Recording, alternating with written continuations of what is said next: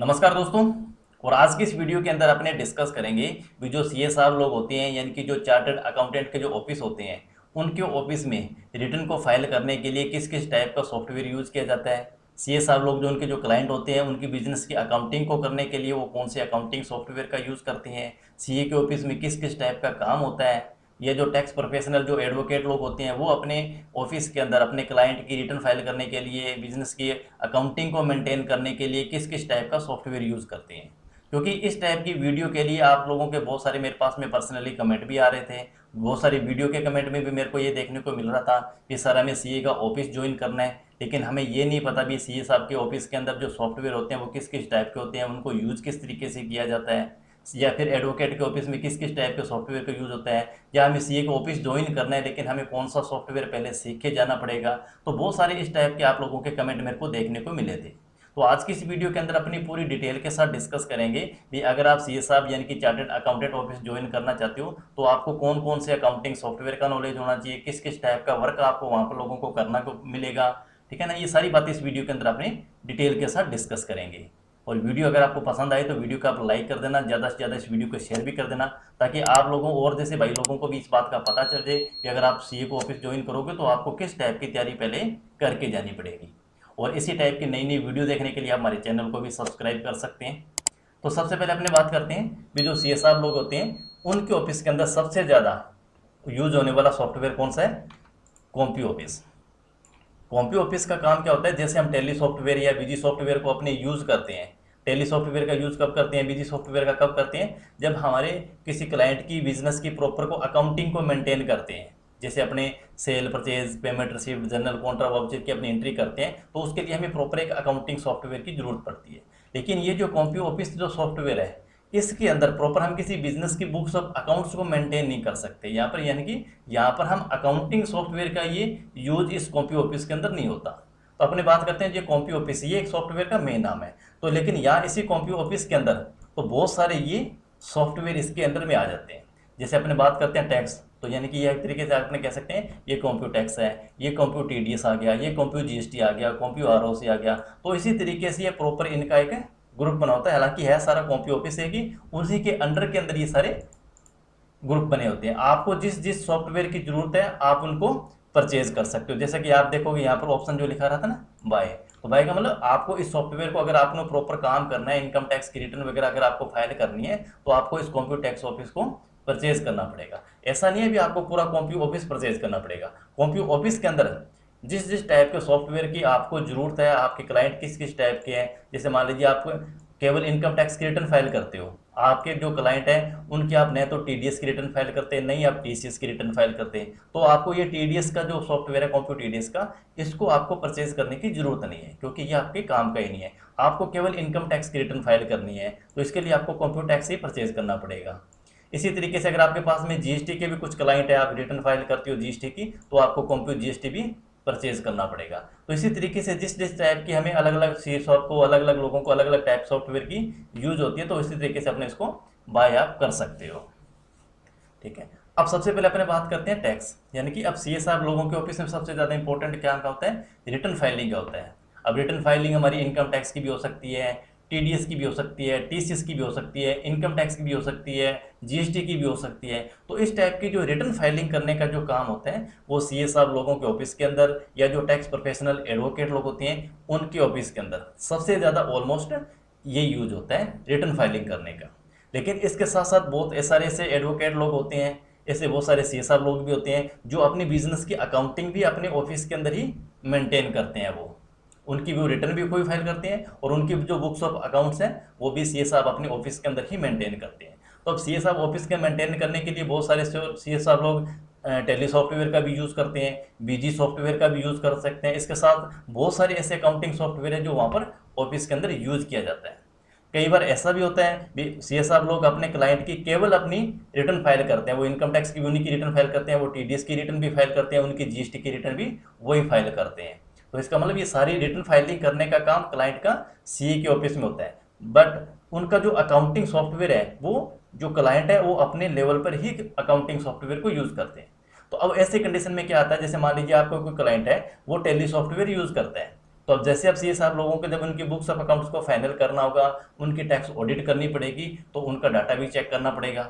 अभी ऑप्शन ये आता है कि या तो क्लाइंट अपना लैपटॉप लेके सीए साहब लोगों के ऑफिस में पहुंचे, वहाँ पर उनको डाटा अपना चेक करवाए, या कई बार आपका क्लाइंट दूर हो सकता है लेकिन वो पॉसिबल नहीं है वो अपना लैपटॉप लेके सीए साहब ऑफिस के पहुंचे, तो वो ऐसे में क्या करते हैं, वो अपने अकाउंटिंग सॉफ्टवेयर का डाटा सीए साहब लोगों को मेल कर देते हैं, और सीए साहब उन अपने डाटा को अपने सॉफ्टवेयर के अंदर इसको इंपोर्ट करवा के उसकी बुक्स ऑफ अकाउंट उनकी चेक कर सकते हैं। तो अब ऐसी स्थिति में ये भी आ जाता है भी बहुत सारे ऐसे अकाउंटिंग मतलब जो क्लाइंट होते हैं वो अलग अलग टाइप के अकाउंटिंग सॉफ्टवेयर यूज करते हैं, ठीक है। तो इससे ये क्या होता है भी जो सबसे ज़्यादा जो अकाउंटिंग सॉफ्टवेयर यूज होते हैं वो तो सीए साहब लोगों के ऑफिस में होते ही होते हैं। इसके अलावा कुछ ऐसे बहुत सारे ऐसे क्लाइंट होते हैं जिन्होंने अपना अकाउंटिंग सॉफ्टवेयर कस्टमाइज करवाया होता है, यानी कि अपनी जरूरत के अनुसार उन्होंने अपना सॉफ्टवेयर डेवलप करवा रखा है, तो वो जो डेवलप कराया है वो सीए साहब लोगों के ऑफिस के अंदर नहीं मिलेगा। तो ऐसी स्थिति के अंदर या तो वो क्लाइंट अपना डाटा लेके वहाँ पर जाए, अपने लैपटॉप को लेके जाए, या फिर उसी टाइप का जो एक डेमो सॉफ्टवेयर सीए साहब लोगों को प्रोवाइड करवाए ताकि वो अपने ऑफिस के अंदर उस डाटा को चेक कर सके। मान लीजिए आपका टैली का डाटा है लेकिन सीए साहब के ऑफिस के अंदर बीजी सॉफ्टवेयर लगा हुआ है, तो टैली का डाटा बीजी सॉफ्टवेयर के अंदर इंपोर्ट कराना बहुत मुश्किल का काम है। तो इसीलिए जिस कंपनी के अंदर मतलब जो कंपनी है जो अपने अकाउंटिंग सॉफ्टवेयर को यूज करती है उसका डाटा प्रॉपर उसी अकाउंटिंग सॉफ्टवेयर में ही आगे जाके ओपन होगा। तो इसके लिए सीए साहब के अंदर ये जो बेसिक अकाउंटिंग सॉफ्टवेयर है जो सबसे ज़्यादा यूज होते हैं वो तो होते ही होते हैं, इसके अलावा और कुछ भी डेमो सॉफ्टवेयर उनके पास में अवेलेबल होते हैं अपने क्लाइंट के डाटा को केवल चेक करने के लिए। और उसके बाद इंपॉर्टेंट वहाँ पे आता है रिटर्न फाइलिंग करने के लिए इस टाइप का कॉम्प्यूओपी सॉफ्टवेयर। अब जैसे मान लीजिए किसी क्लाइंट की इनकम टैक्स की रिटर्न फाइल करनी है तो इसके लिए उनको टैक्स वाले इसको सॉफ्टवेयर को ओपन करना पड़ेगा। तो जैसे उनके क्लाइंट करेंगे तो यहाँ पे जितने भी उनके क्लाइंट होंगे उनकी लिस्ट ऑफ यहाँ पर आ जाती है। जैसे अपने टैली सॉफ्टवेयर बीजी सॉफ्टवेयर को ओपन करते हैं, अपने लेजर में जाते हैं, लेजर की लिस्ट ओपन हो जाती है, उसी तरीके से टैक्स वाले में, जीएसटी वाले में, टीडीएस वाले में, सभी तरीके से उनकी क्लाइंट की डिटेल ओपन हो जाती है।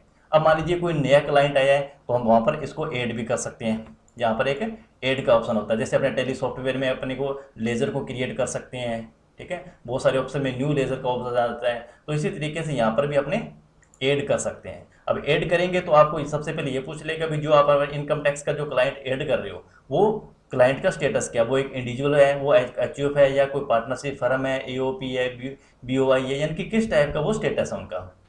अगर हमने कह दिया भी इंडिविजुअल एक पर्सनल व्यक्ति है तो अपने इंडिविजुअल पे क्लिक करेंगे तो वहाँ पर हम ही उसका डाटा यहाँ पर मेंटेन कर सकते हैं, क्योंकि यहाँ पर सारी डिटेल आ जाती है भी उनका कोड यहाँ पर हमें बनाना पड़ेगा।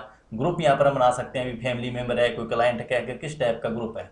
जैसे अपने टैली सॉफ्टवेयर के अंदर जैसे सैलरी क्रेडिटर हो गया, डेब्टर हो गया, इस तरह के ग्रुप बने होते हैं, तो यहाँ पर भी हम इसका अलग से एक ग्रुप बना सकते हैं भी ये जो आप क्लाइंट यहाँ पर ऐड कर रहे हो वो कौन से एरिया वाइज भी आप यहाँ से ग्रुप क्रिएट कर सकते हो, ठीक है, फैमिली मेम्बर वाइज यहाँ पे आप क्रिएट कर सकते हो, या उनके टर्नओवर अकॉर्डिंग यहाँ पर आप इनका ग्रुप है जो क्रिएट कर सकते हो। उसके बाद में क्लाइंट का नेम, ठीक है, उनका फादर्स नेम, उसके क्वालिफिकेशन डिटेल वगैरह है। यहाँ पर कुछ सलाह की सारी मैंडेटरी नहीं है, जिन जिन के यहाँ के यहाँ पे स्टार जो लगा मिलेगा वो सारा डाटा मैंडेटरी होगा। जैसे कोड यहाँ पर मैंडेटरी स्टार लगा हुआ है तो यहाँ पर आपको कोड डालना पड़ेगा। कोड आप अपने अकॉर्डिंग कुछ भी डाल सकते हो, क्लाइंट का फर्स्ट नाम डाल सकते हो, ठीक है ना, उसका कोई एरिया का आप कोड डाल सकते हो ताकि आप उनको सर्चिंग करने में कोई दिक्कत ना आए। तो यहाँ पर पैन नंबर आपको डालना जरूरी है। उसके बाद में यहाँ पर उनका जो जेंडर है वो आपको सिलेक्ट करना जरूरी है, ठीक है ना, डेट ऑफ बर्थ डालना जरूरी है। तो इसी के अकॉर्डिंग ये डिटेल आप जितनी डिटेल आप मैक्सिमम यहाँ पर दे सकते हो उतनी डिटेल हमें देनी होती है यहाँ पर। तो ये सारा ऑप्शन यहाँ पर लिखा होता है, सब क्या क्या यहाँ पर प्रॉपर है जो कॉलम बने होते हैं। अगर आप चाहते हो भी आपको प्रॉपर कंप्यूटर ऑफिस की, कंप्यूटर टीडीएस की, कंप्यूटर टैक्स की, कंप्यूटर जीएसटी की प्रॉपर एक सीरीज हम तैयार करें तो अगर आप हमें कमेंट करोगे हम पूरी कोशिश करेंगे एक प्रॉपर कंप्यूटर ऑफिस के बारे में एक नई सीरीज तैयार करने की। तो जैसे ही आपने डाटा यहाँ पे तैयार कर दिया तो यहाँ पर ऑप्शन आ जाता है सेव एंड एग्जिट का, ठीक है। तो यहाँ पर हम इसको सेव एंड एग्जिट करके इस डाटा को हम सेव कर सकते हैं। हालांकि मैं सेव नहीं करा, मैंने इसको कैंसिल कर दिया। जैसे मेरे पास में एक ऑलरेडी बना हुआ है तो जैसे हम क्लाइंट को ओपन करेंगे, जैसे मान लो ऑलरेडी आपके पास में क्लाइंट है तो जैसे हम इस क्लाइंट के ऊपर क्लिक करेंगे, क्लिक करके आप ओके करोगे तो यहाँ से आपका क्लाइंट का जो विंडो है इस तरीके से ओपन हो जाएगी। अब उसके बाद में यहाँ पर इनकम टैक्स की अपने बात कर रहे हैं क्योंकि सॉफ्टवेयर हमने टैक्स का यहाँ पर ओपन कर रखा हुआ है। तो यहाँ पर उसके बाद में टैक्स का मतलब हो गया भी आपकी जो इनकम आ रही है वो कहाँ से आ रही है, कोई सैलरी से आ रही है, कोई बिजनेस से आ रही है, या आपकी कोई अदर इनकम आ रही है, ठीक है ना। तो वो सारी की सारी यहाँ पर ऑप्शन बने होते हैं, तो उसी के अकॉर्डिंग यहाँ पर हम उसकी डिटेल हम यहाँ पर डाटा डाल सकते हैं। तो कॉम्प्यूओपी सॉफ्टवेयर का मतलब होता है कि प्रॉपर एक रिटर्न फाइलिंग करने के लिए कॉम्प्यूओपी सॉफ्टवेयर के अंदर जो हमारे कॉम्प्यू जीएसटी, टीडीएस, जीएसटी वगैरह होते हैं उसको यूज़ करने के लिए हम कॉम्पी ऑफिस का यूज़ किया जाता है ऑफिस के अंदर। हालांकि जैसे अपने जीएसटी की रिटर्न है, वो तो जीएसटी की रिटर्न अपने डायरेक्ट टैली या बीजी सॉफ्टवेयर से भी फाइल कर सकते हैं, लेकिन बहुत सारे लोग होते हैं वो डायरेक्ट अपने सॉफ्टवेयर से फाइल ना करवा के कॉम्पी ऑफिस से या फिर कॉम्पी जीएसटी से वो रिटर्न फाइल करते हैं जीएसटी की। क्योंकि कॉम्पी ऑफिस के अंदर क्या आपका प्रॉपर रिकॉर्ड बहुत अच्छी तरीके से मेंटेन रहता है। भी आपकी रिटर्न आपने कब फाइल करी थी, एनक्लोजमेंट नंबर क्या है, आपका 2A 2B books of account का कोई मिसमैच है या नहीं है, आपकी GSTR 1 के अंदर जो सेल गई है वो GSTR 3B के अंदर प्रॉपर जा रही है या नहीं जा रही है, तो वो डिफरेंस होगा तो सॉफ्टवेयर आपको एरर देगा। यानी कि बिल्कुल एररलेस, मैक्सिमम जितना मतलब क्लीन साफ सुथरा काम होगा उसी के अकॉर्डिंग ये सॉफ्टवेयर है जो काम करता है। हालांकि इस टाइप के बहुत सारे और भी सॉफ्टवेयर अवेलेबल होते हैं जो रिटर्न फाइलिंग करने के से पर्पज से यूज होते हैं, लेकिन ऑलमोस्ट जहाँ तक मैंने देखा हुआ है वो सभी ऑलमोस्ट सभी लोग कॉम्पी ऑफिस को ही यूज़ करते हैं। हालांकि मैं खुद ही कॉम्पी ऑफिस का ही यूज़ करता हूँ मैं रिटर्न फाइल करने के लिए। तो यहाँ से अपने असेसमेंट वगैरह इस चीज़ को चेक कर सकते हैं। और अपने बात करते हैं टैक्स प्रोफेशनल जो एडवोकेट लोग होते हैं, तो सेम वही प्रोसेस वो टैक्स एडवोकेट लोगों के ऑफिस के अंदर भी ये होता है कि अगर उनको टैक्स को यूज़ करना है तो वो कंप्यूटर टैक्स का यूज़ करेंगे। जीएसटी की अपने क्लाइंट की जीएसटी की रिटर्न फाइल करना है, जैसे हमने कंप्यूटर जीएसटी पे क्लिक किया तो हमारे सामने जो भी हमारे क्लाइंट ऐड होंगे उनकी लिस्ट यहाँ पर आ जाएगी प्रॉपर। उसके बाद में हमें क्या करना पड़ेगा, जो हमारा जीएसटी से डिटेल होती है, जैसे हमें GSTR 1 की रिटर्न को फाइल करना है तो हमें GSTR 1 की रिपोर्ट को फाइल कर देंगे। GSTR 3B की रिटर्न को हमें फाइल करना है तो GSTR 3B रिटर्न भी हम फाइल कर सकते हैं 9(9)C। यानी कि ये सारा का सारा आपका ये जो कॉम्पी ऑफिस के अंदर जो प्रॉपर ग्रुप बना होता है, ये सारा का सारा काम आपका रिटर्न फाइलिंग पर्पज से CA साहब लोगों के ऑफिस में, टैक्स प्रोफेशनल एडवोकेट लोगों के ऑफिस में, या बहुत सारे अकाउंटेंट लोग भी इसी सॉफ्टवेयर को यूज़ करते हैं अपने क्लाइंट की रिटर्न को फाइल करने के लिए। तो आई होप कि आज के जो आपके दिमाग में जो डाउट था ये CA साहब लोग ऑफिस के अंदर कौन से सॉफ्टवेयर यूज़ किए जाते हैं, अकाउंटिंग के लिए कौन सा सॉफ्टवेयर यूज होता है, रिटर्न फाइलिंग करने के लिए कौन सा होता है, तो वो सारा डाउट आपका क्लियर हो गया होगा। अगर आप चाहते हो भी हम प्रॉपर कॉम्पी ऑफिस की जो CA साहब लोगों के ऑफिस के अंदर यूज होता है सॉफ्टवेयर, उसके हम प्रॉपर एक सीरीज तैयार करें, प्रॉपर वीडियो आपको लोगों को मिले कंप्यूटर टैक्स का, कंप्यूटर GST का, कंप्यूटर TDS का, तो हम पूरी कोशिश करेंगे आगे एक नई सीरीज तैयार करने की। लेकिन आपसे लोगों की जितनी रिक्वेस्ट आएगी उसी के अकॉर्डिंग हमें इसका भी डिसीजन लेना पड़ेगा।